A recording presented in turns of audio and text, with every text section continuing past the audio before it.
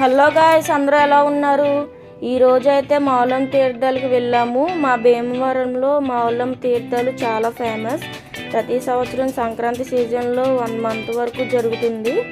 మా మావులమ్మ దర్శనానికి చాలా పెద్ద పెద్ద సెలబ్రిటీస్ దర్శించుకోవడానికి వస్తారు. ఈరోజు అయితే మా ఫ్యామిలీ మొత్తం కలిసి వెళ్ళాము. ఇక్కడ లైట్ సెట్టింగ్ అయితే చాలా బాగా పెట్టారు. ఈ సంవత్సరం అయితే రామాయణంలో జింకు కోసం రాముడు వెళ్ళిన సన్నివేశాన్ని డెకరేట్ చేసి చాలా బాగా చూపించారు.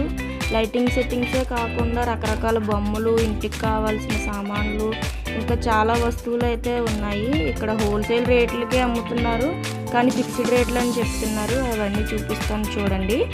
జనాలు అయితే చాలా ఎక్కువగానే ఉన్నారు, అసలు ఖాళీ లేదు. అయితే అయ్యప్ప స్వామి, లక్ష్మీదేవి, ఇంకా చాలా దేవుడి బొమ్మలు అయితే పెట్టారు. కింద అయితే పాల సముద్రం చిలికిన సన్నివేశాన్ని అయితే డెకరేట్ చేసి చూపించారు. చూడడానికి అయితే చాలా బాగుంది. మా అక్క అయితే చెవులు తీసుకుందామని ఆగింది.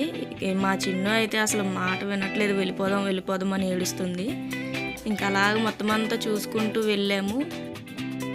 ఇక్కడ దుర్గమ్మ తల్లి, ఆంజనేయ స్వామి లైటింగ్స్ అయితే చాలా బాగుంది చూడడానికి. అలా వెళ్ళే కొద్దీ రకరకాల బొమ్మలు అయితే చాలా ఉన్నాయి.